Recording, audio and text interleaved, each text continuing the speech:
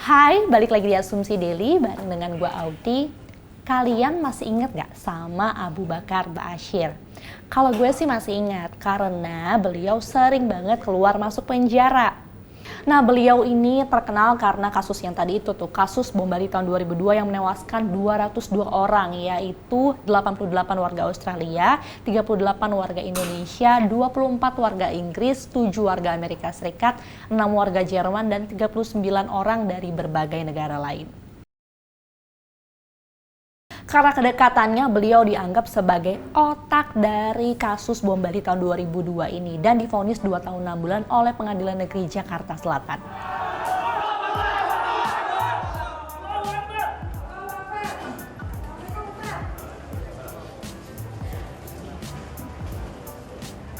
Tapi nih di hari ini tanggal 8 Januari 2021 beliau dinyatakan bebas murni setelah menjalani masa tahanan selama 10 tahun sejak 2010 dan mendapat remisi 55 bulan.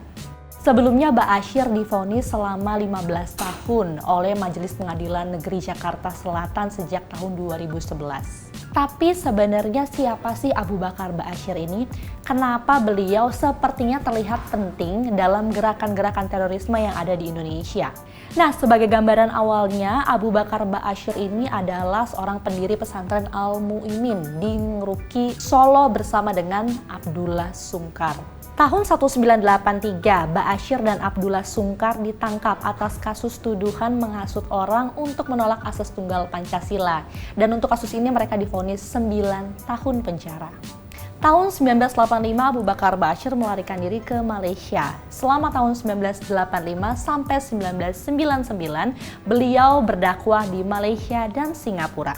Nah, perjalanan Ba'asyir di Indonesia ini dimulai setelah namanya terkenal di negara tetangga dan rezim Orde Baru sudah selesai. Saat Ba'asyir sudah pulang ke Indonesia, akhirnya Ba'asyir terlibat dengan Majelis Mujahidin Indonesia. Dan bahkan tahun 2002, beliau ditetapkan menjadi pemimpin tertinggi MMI, organisasi yang punya misi mendirikan syariat Islam di Indonesia. Dan tahun 2004, Ba'asyir ditangkap atas kasus bom Bali tahun 2002 yang dikatakan dia terlibat di dalamnya. Sejak bom Bali 2002 tersebut, Ba'asyir sering sekali dihubung-hubungkan kedekatannya dengan Jamaah Islamiyah atau JI, kelompok teroris yang bertanggung jawab atas aksi bom tersebut. Nah, mungkin aja ya hal ini bisa terjadi karena katanya Ba'asyir dikaitkan dengan salah satu inisiator JI, yaitu Abdullah Sungkar, salah satu kawan lama dan kawan dekatnya Ba'asyir ini. Nggak tanggung-tanggung ya, dari kasus bom Bali tahun 2002 itulah CIA atau Badan Intelijen Amerika menetapkan bahwa Ba'asyir sebagai salah satu orang yang terlibat dalam serangkaian aksi terorisme, terutama afiliasinya dengan Al-Qaeda. JI seringkali disebut sebagai sayap dari organisasi pimpinan Osama bin Laden. Alumni JI seperti Hambali ditangkap tanggal 14 Agustus 2003, sedangkan Dul Matin tewas saat akan ditangkap pada tanggal 9 Maret 2010. Dan Upik Lawanga yang ditangkap tanggal 23 November 2020. Mereka bertiga ditangkap karena kasus bom Bali 2002 dan mereka bertiga sama-sama menjadikan Ba'asyir sebagai guru spiritualnya. Atas dasar itulah Ba'asyir ditetapkan sebagai tersangka. Dan pada tanggal 3 Maret 2005, Ba'asyir divonis hukuman 2,5 tahun penjara. Tapi meski begitu ya, Ba'asyir yakin kalau ini adalah hanya perkara hukum yang dilakukan oleh operasi intelijen CIA. Tapi pada 14 Juni 2006, Ba'asyir dinyatakan bebas. Kemudian beliau mundur dari pimpinannya di MMI. 17 September 2008, beliau mendirikan Jamaah Ansarut Tauhid atau JAT bersama Aman Abdurrahman. Lagi dan lagi, Ba'asyir ditahan dan divonis bersalah pada 16 Juni 2011 atas tuduhan mendanai pelatihan militer Aceh serta dugaan aksi terorisme.